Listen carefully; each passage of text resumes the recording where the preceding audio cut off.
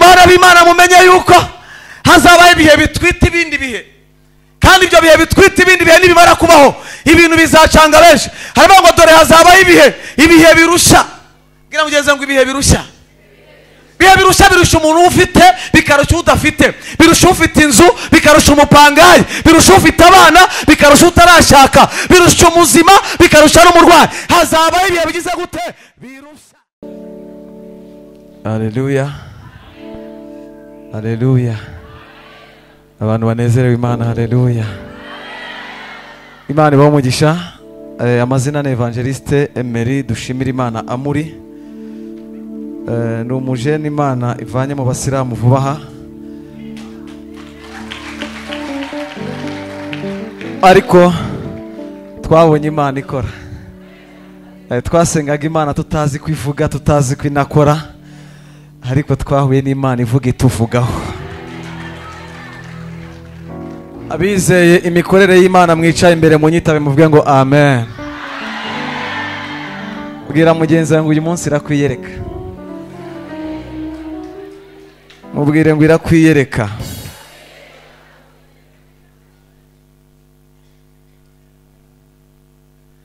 Bwire ngo uyu munsi irakwiyereka. Muzana ijambo rivuga ngo bicurukure bigukorere. Mwabyumvishe? Nzanye ijambo rivuga ngo bicurukure bigukorere. Nano suriza mugenzi wawe mubwire ngo bicurukure bigukorere.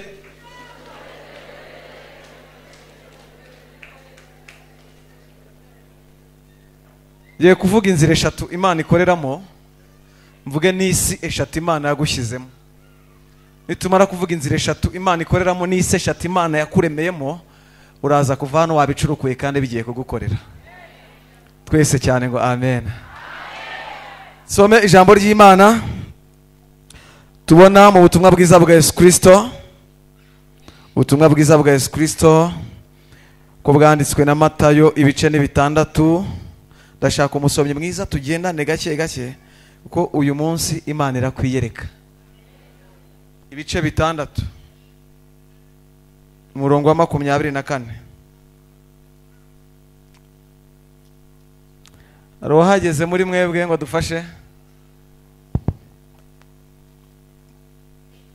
Ibice 6:24. Matayo 6. Ibice 6 umurongo wa 24. Dusome mu izina rya Yesu. Some tugendana boro boro. Haranditse ngo nawe uceza abami babiri. Ijambo ravuze ngo nawe uceza abami babiri, kuko yakwanga umwe agakunda undi, kuko yakwanga umwe agakunda undi, cyangwa yaguma kuri umwe agasuzugura undi, cyangwa akaguma kuri umwe agasuzugura undi. Ntimubasha gukorera Imana n'ubutunzi. Nimubasha gukorera Imana n'ubutunzi. 25. Nico gituma mbabwira nti, nicyo gituma mbabwira nti, ndimukiganyire ngo mutekereze ubugingo muti, nimukiganyire ngo mutekereze ubugingo muti, tuzarya iki? Tuzarya iki? Cyangwa muti tuzanywa iki? Cyangwa ngo tuzanywa iki? Nimwiganyire ngo mutekereze iby'umubiri wanyu ngo, nimwiganyire ngo mutekereze iby'umubiri wanyu ngo, tuzambara iki? Tuzambara iki? Mbese ubugingo ni buruta ibyo kurya? Mbese ubugingo ni buruta ibyo kurya? Umubiri nturuta imyambaro? Umubiri se nuruta imyambaro? 26. 26. Nimurebe ibiguruka mu kirere, nimwitegereze ibisiga n'inyoni biguruka mu kirere, ntibibiba, ntibibiba, ntibisarura, ntibihunika mu bigega, ntibinahunika mu bigega, kandi so wo mu ijuru, kandi ise wo mu ijuru arabigaburira nabyo. Arabigaburira nabyo. Mwebwe se ni mubiruta cyane? Mwebwe se ni mubiruta cyane? 27. Ninde muri mwe?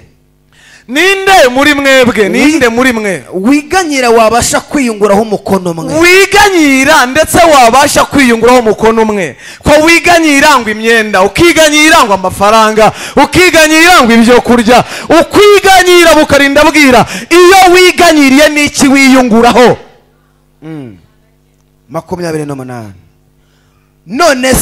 None se ikibaganyisha imyambaro ni iki? Ikibaganyisha imyambaro ni iki? Mutekereze uburabyo bwo mu gasozi. Nimwitegereze mutekereze uburabyo bwo mu gasozi uko bumera, kuko bumera. Nibugira umurimo, nibugira umurimo, nibukora, nibubyuka ntacyo bukora, nibuboha imyenda, nibunabaha imyenda ngo bwambare buberwe. Kandi ndababwira yuko kandi ndababwira yuko salomo mu bwiza bwe Salomo mu bwiza bwe bwose nk'umwami wambaye neza atarimbaga nk'akarabyo, atigeze arimba nk'ako karabyo kadahinga. kamwe ko muri ubu 30. ariko imana ubwo yambika ubwatsi bwo mu gasozi, icyo pepe first for the stable fedra, icyo bityo buriho none ejo mu gitondo bukajugunywa mu muriro. nizarusha kubambika mwaba afite kwizera guke mwe, nizarushaho kubambika mwaba afite kwizera guke mwe. 31. Yes. nuko ntimukiganyire bwira mugenzi ngo ntukiganyire. Komeza. mugira ngo tuzarya iki, mugira muti tuzarya iki, cyangwa tuzanywa iki, cyangwa tuzambara iki, kuko ibyo byose abapagani babishaka, n'abapagani barabizi kandi barabishaka, ariko Iso wo mu ijuru azi ko mubikwiriye byose. Amen. dukomeze mu izina rya Yesu. ahubwo mubanze mushaka ubwami bw'Imana. umva we, bwira mugenzi ngo banze ushaka ubwami bw'Imana. mubwire ngo bicurukure bigukorere. mubanze mushaka iki? ubwami bw'Imana no gukiranuka kwayo, nibwo ibyo byose muzabyongererwa. nibwo ibyo byose bigutera kwiganyira muzagira mute, muzabyongererwa. 34. nimukiganyire mutekereza iby'ejo, kuko abejo baziganyira iby'ejo, nibo baziganyira. umunsi wose ukwiranye n'ibibi byawo. Amen. Imana igumugisha mukozi w'Imana. ndumva nduhutse, vuga ngo ndaruhutse. Imana yabantumyeho uyu munsi. buri mudayimoni wose wafashe imitekerereze yawe, agafata n'ubwenge bwawe, agafata n'ubuzima bwawe, Imana iramukoreraho agashya uyu munsi. Mana mu izina rya Yesu, mamagaye batayo y'abamarayika muri aya materaniro. Marayika w'inkota icyaye yaka nahagarare kuri ariya marembo mu izina rya Yesu. nahagarare muri izi nguni mu izina rya Yesu. nahagarare ku bantu bawe mu izina rya Yesu. nangira kubwiriza ubutumwa bwiza.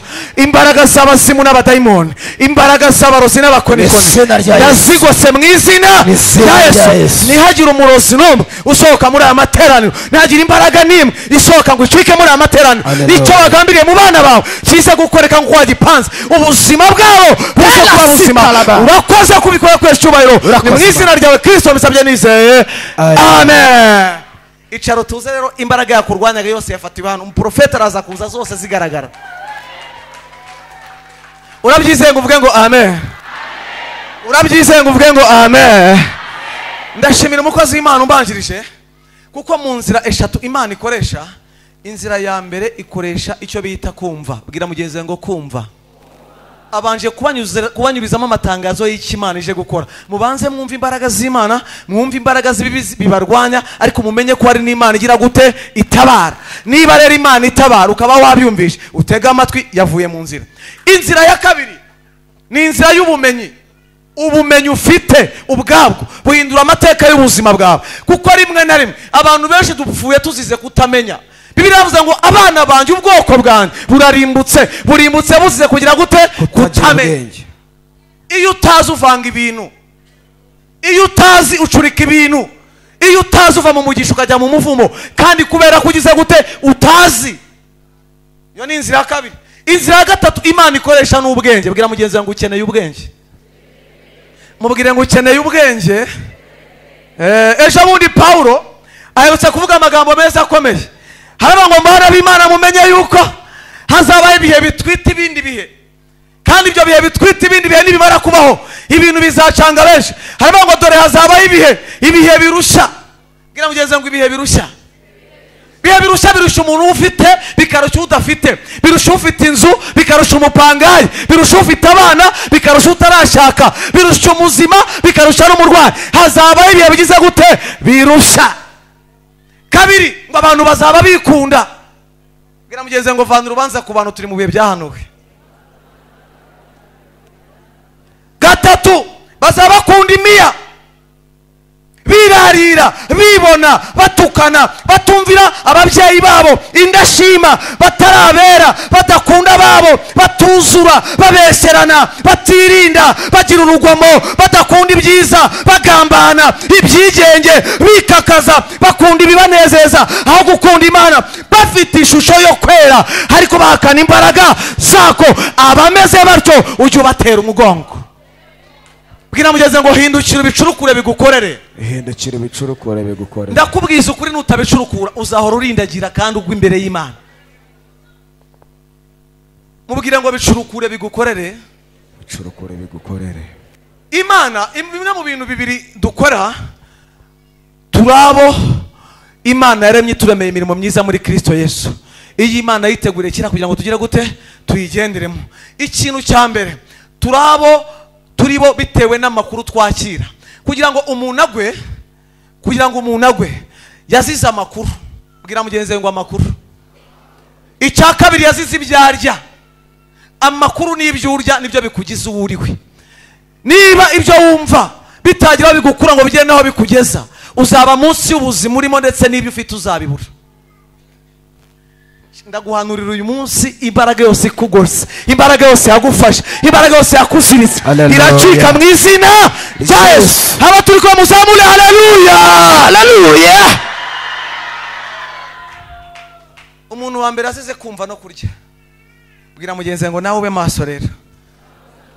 Bibiri ijambo rimwe rivuze ngo Imana yavuze ngo turemo umuntu ase natwe mu ishusho yacu. Bivuze ngo Imana mbere yo kurema umuntu mu buryo bugaragara yabanje kumurema mu mwuka. Bwira mugenzi ngo mu mwuka. Imaze kumurema mu mwuka, iravuga ngo habeho. Wa muntu agenda mu ijambo ry'Imana, ijya no mu butaka, iramubumba. Imaze kumubumba, imuhumekera mu mwuka wayo. Imaze kumumekera mu mwuka wayo, umuntu ubugingo buzima, imuha umugisha. Iramubwira ngo genda ubyare, wororoke, ugwire, wimenyereze isi n'ibirimo, utegeke, nanjye nguhaye umugisha ndinde nduwiteka. Icya gatatu, imukatira ingobyi ya Edeni, iramujyana imushyira mu bintu. Bwira mugenzi ngo hariho isi y'umwuka, isi y'abantu n'isi y'ibintu. Ibi kugira ngo bikorere kubitahana urebere kuri ibi bihande. Isi y'umwuka, isi y'abantu, isi y'ibintu. Imana imaze kumushyira hagati, Imana yazaga kumusura mu mafu ya nimunsi nimugoroba, ikamubwira ngo mwana wanjye wiriwe ute, umeze neza, uri amahoro. Imana ikigendera, igasiga imuhaye umugisha. Ariko umuntu amaze kwanga kumvira Imana, akumvira ijwi rya Satani, akarya no kucyo yabujijwe, uwo munsi yahise acurika ibintu. Amaze gucurika ibintu, ahabanzaga Imana ahita hashyira abantu, ahakurikiraga abantu ahita hashyira ibintu. Amaze kuhashyira ibintu, Imana ijya inyuma.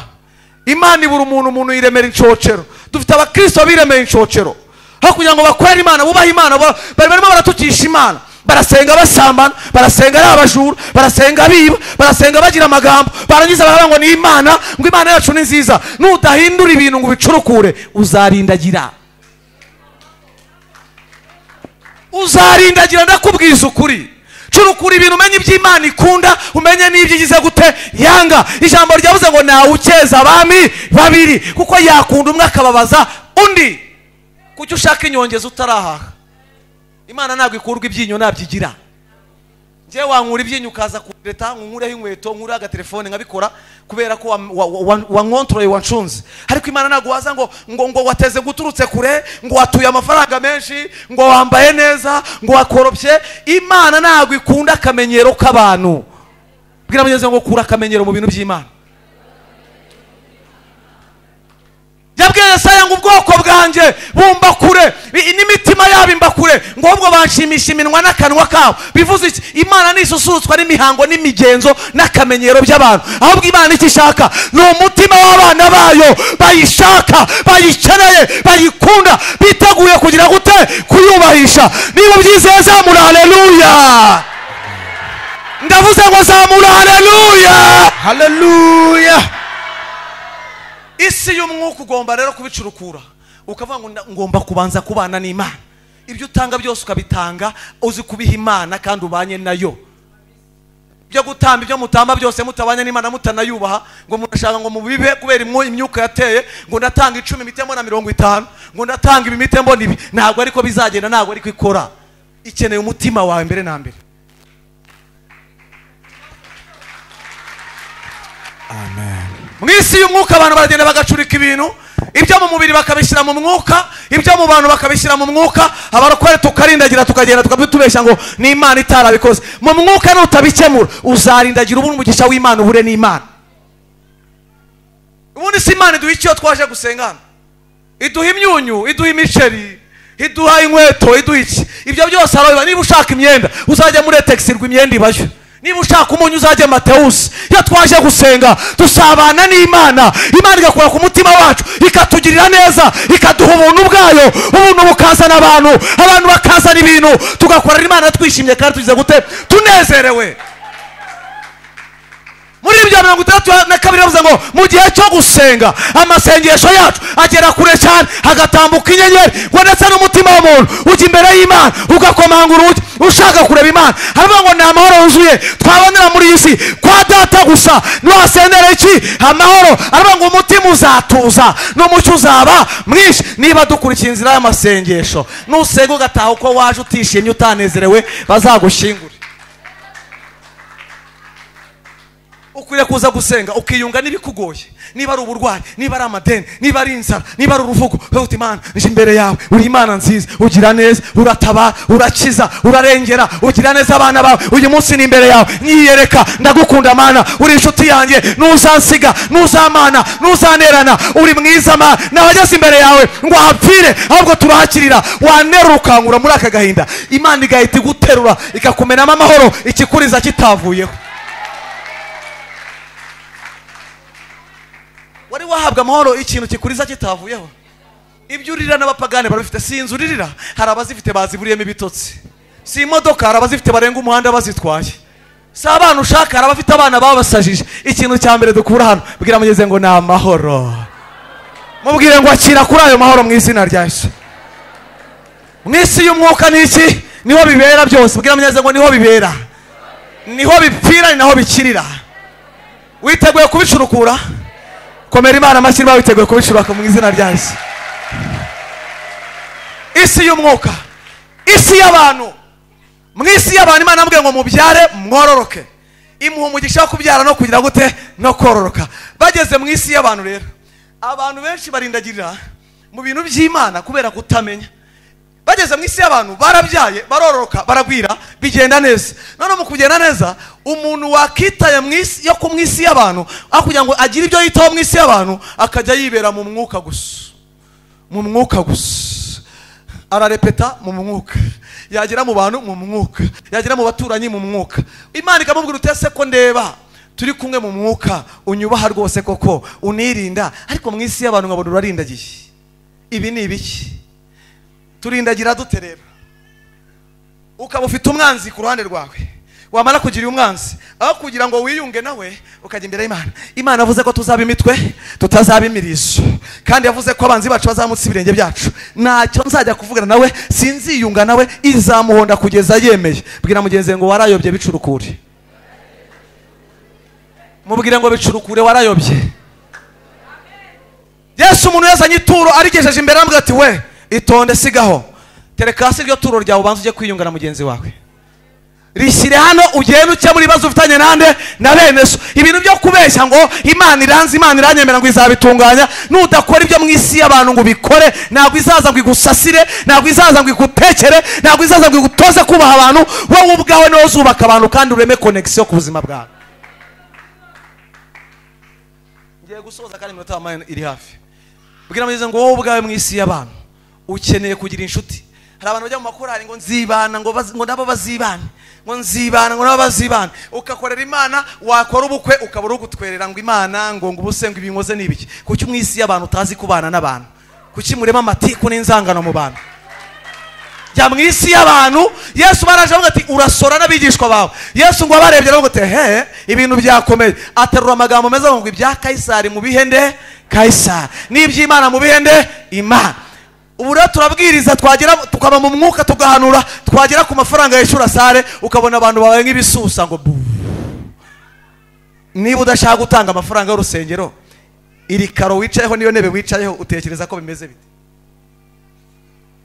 Turega kubeshya, mutekereza ko ahantu hakwiyishyura? Ese mutekereza ko Imana yajya imanura amafaranga ngo muyakire musenge muterane? Bwira mugenzi ngo bicurukure. Niba kwaka amafaranga yo gukorera Imana mubikore. Yavuze ngo ishurani 600, 600 abantu 25 batanga 25 mwitoranyijemo ku kwezi aho tugiye gukorera Imana. Ninzajya membwa nange 25 byanjye, nundi atange 25 bye, twishyure sare, abandi bantu baruhuke bajye batanga amaturo gusa. Ariko tubaza kubera ko mudashaka gukorera Imana no gutanga ku byo mufite, tugora tubabwira ngo mwishyure, mukarambirwa umwuka w'amafaranga mu isi y'abantu, mutakoze ibyo musabwa mu isi y'abantu. Bantu 25 bakwishyura isari 25, abandi bose mukajya muza mugasenga mugatanga amaturo, profeta atavuze ku mafaranga. Ariko nate yavugaho ejo bazafunga, nibafunga muburaho mubohokera naho mukirira. Niba 25 babuze mwigira 50, ubwo tunzatanga 12500.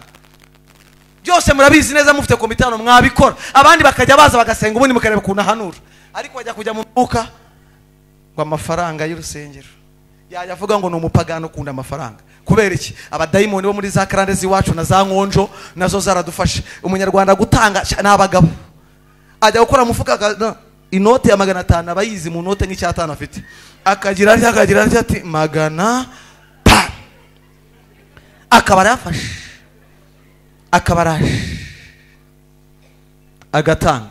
Ubundi niba hari umuntu uryoshye mu mwuka, umuntu ufite amahame mu mwuka, wabanje iby'umwuka, nta n'umuhatira gukora. Iyo afite umugisha amenya ko agomba kuwukoreshereza Imana. Ariko mwebwe baravuga ngo umugisha, mugahaguruka kubwo gushaka gukura Imana ibyinyo ngo mutange iti ikora ibyo mubura. Vuga ngo yo ntabwo ikurwa ibyinyo, mukunda Imana, muyikorere muyikunze, muyubaha, muyishaka, muyinezerewe, Imana izagira gute? Izabagirira neza. Isi y'abantu mwayumvishe? Mu isi y'ibintu rero, bwira mugenzi ngo mu isi y'ibintu byaracitse. Aha niho imibare yacu abarokore hose yagiye. Turakundana kuko uzaniza agasakoshi ngiye mu bukwe, turakundana kuko ufite imodoka ninjya kwerekana uzantwara. Abantu bafite imibare wa muntu we. N'abatarizi imibare yarikubye barayifite. Kubera iki? Isaha nini mijyana abantu bagize ubwoba. Isi yahamuye abantu, buri wese arashaka ibintu byose abikorere mu mibare. Uyu mukobwa yambaga kanzu keza kandi nzerekanwa ubutaha n'amafaranga mfite, reka twibanire tube inshuti, njye mufurira muganirize, akagukorera icyumweru ari mu mibare. Mu cyumweru cya kabiri azaza guhita gukuraho utwo ufite. Yamara kuza ati niza kaga kanzu, akagenda akambaye mu isi y'abantu y'ibintu, wowe kagira ngo n'urukundo, kumbi yarakubaze. Nta rukundo afite, icyo abura nicyo cyamuteye kukwegera. Uyu munsi ariko ndababwiza ukuri, yaba dayimoni yo mu miryango, yaba imbaraga z'abarozi, yaba imbaraga z'abakonikoni, yaba imitekerereze ipfuye, yaba ubwenge bwari bwarayobye, Imana iragira gute? Iraza kubicurukura. Naho bicurukure, ubundi Imana iguha iki? Umugisha. Hari abagore bakubitwa buri munsi, bakubitwa n'abagabo babo kandi baje gusenga, Imana ireba ikavuga. Kubera iki? Uravi wawe amazi wafurije mu cyumweru gitaha ari urufuro abira nk'ubushera, ukaza wirukanguje gusenga Imana. Imana usenga ni iyi. Je Imana igeze kunyigisha iramwe ngo Meri icara hano tuganire. Turaganira iva ku isogisi igera no kwikariso. Irambwira ngo kuri umukozi wanjye, ubwo ugiye bakakugonga wambaye amasogisi adashinga, wambaye n'imyenda y'imbere idashinga, n'amasengero adashinga, n'amashati adashinga, wavuga ngo iki? Ngaha nawe subira mu rugo iwawe cyangwa wirebe. Subirayo urebe urufuro, urebe kurya amashuka ameze, urebe mu bana, urebe uburyo ikibindi kibase cyuzuyemo nk'ubushera burimo butogoto. Bwira mugenzi ngo bicurukure. Bicurukure bigira gute? Bigukorere, niyo topic mfite. Bicurukure bigukorere. Nibitaba ibyo uzahora urindagira, uhure n'abakurindagiza, urinde upfira mu bintu by'Imana, unabikomerekere mu bive mu bite. Ariko uyu munsi Imana yavuze ngo irababohora mu bitekerezo, ibabohore mu mubiri, ibabohore mu buryo bwose. Muze gukorera Imana mubikunze, mubishaka, batabahatiriza, batanabasaba, kuko mwamenye icyo Imana igize gute ishaka. Ijambo ryarambwiye ngo namwe muzamenye ukuri, kandi ukuri niko kuzaba batura. Niba ukeneye ibiganza bishushe uzabirya, icyo wanganya nacyo nikiveho. kubera imitekerereze yawe irapfuye. None se ubu ikiganza gishyushye kikakubwira ngo umugabo wawe muraserera ukavuga mukarwana, ikiganza gishyushye cyakubwira ngo itoze kuvuga neza, mera nk'ujunditse amazi umwihorere, wapi? Ni ikiganza nyine buti Imana mugire neza, umurindi intambara z'umugabo, murinde gukubitwa. Imana ikumva isengesho sente, wagira mu rugo utamenya guceceka bakaguhonda nejo ukagaruka bakaguhonda nejo ubundi bakongera bakagutikura, ariko atari Imana ibikoze. Kubera imitekerereze yawe, ubumenyi bwawe, ibyo wumvishe n'ubwe neza hagahindura amateka y'ubuzima bwacu. Ndakure the cost for the cyber federa, imbaraga z'abazimu n'abadayimoni, amahembe n'amajini ndabishwanyaguje mu izina rya Yesu. Uyu munsi nkwaye ubuzima ku buzima buzima Imana yamaye, buguteyemo. Uzakorera Imana, uzahanure, uzerekwe, uzatunge, uzatunganirwe mu izina rya Yesu Kristo. Amen. Nidusoza amagara abakizwa nawe uziremo tugusengera. Yenda wicare. Amuga komera Imana amashyi mu izina rya Yesu. Komera Imana amashyi, abasigaye mu komera Imana amashyi. Ugomba kuva mu byaha tukabohoka. Mutambuke, mutambuke, mutambuke. Ukegera inzira y'umusaraba. Ndakiri guciraho urubanza iteka. Uragomba kuva mu businzi.